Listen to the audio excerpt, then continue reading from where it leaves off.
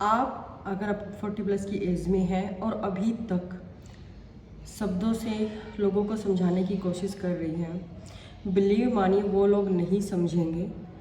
तो पहला टिप तो यही है कि हमें चुप रहने की आदत डालनी चाहिए। ज़रूरी नहीं है कि हम हर एक सिचुएशन में रिस्पॉन्ड करें, क्योंकि सामने वाले हमसे यही चाहते हैं कि हम कब रिस्पॉन्ड करें। जब आप साइलेंस रखना शुरू कर देंगे, पहला क्लैरिटी जो आएगा वो आपके माइंड में आएगा। आपको कुछ दिन के बाद ये भी महसूस होगा कि मेरे लिए चुप रहना कितना सही था और कितना गलत था।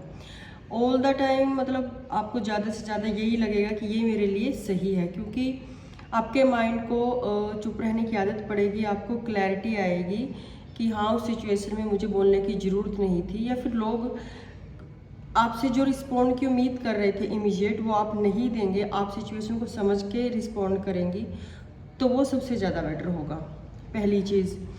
दूसरा, जो आप कुछ भी सोचती हैं, अच्छा बुरा, नेगेटिव पॉजिटिव, किसी ने क्या कहा नहीं कहा, हर एक चीज़ हमारे इस माइंड में इकट्ठी हो जाती है, और बिलीव करें या ना करें वो हमें मेंटली डैमेज करती ही है।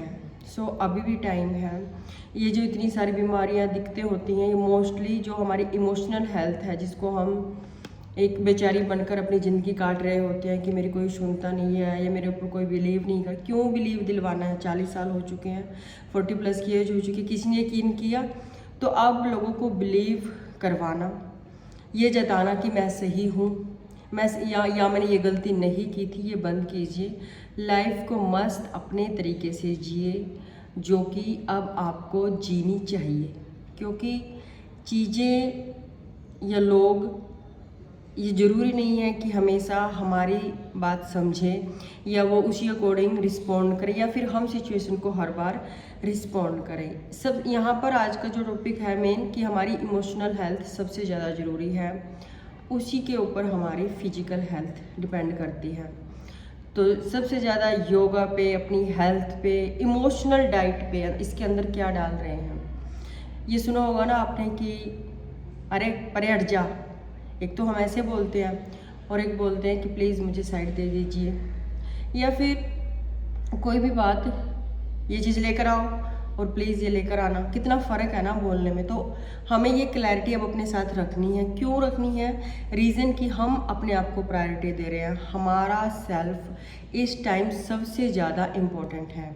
अगर हेल्थ इश्यूज़ आ रहे हैं तो अपना वर्कआउट, रूटीन चेकअप, और सबसे ज़्यादा इम्पोर्टेंट ये जो माइंड है, इसमें क्या डाल रहे हैं उस पर ध्यान दीजिए।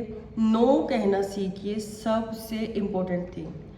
नो कहना सीखिए, इवन के अपने बच्चों को भी, क्योंकि अब इतने बड़े हो चुके हैं, खुद से वो कई चीज़ें मैनेज कर सकती हैं, यहाँ तक कि वो खाना भी बना सकते हैं, मैनेज कर सकते हैं।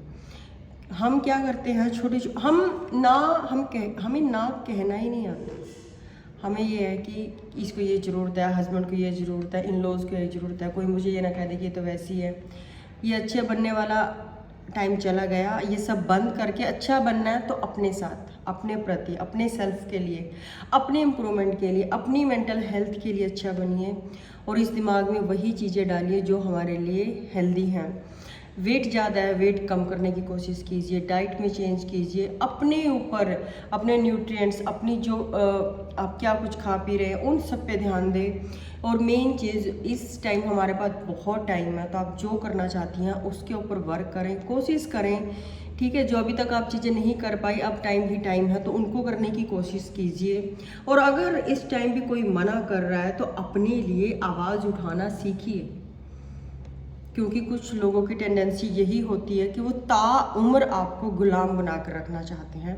अब ये आपको देखना है कि गुलाम बनना है या नो कहना सीखना है, बिल्कुल तमीज़ के साथ।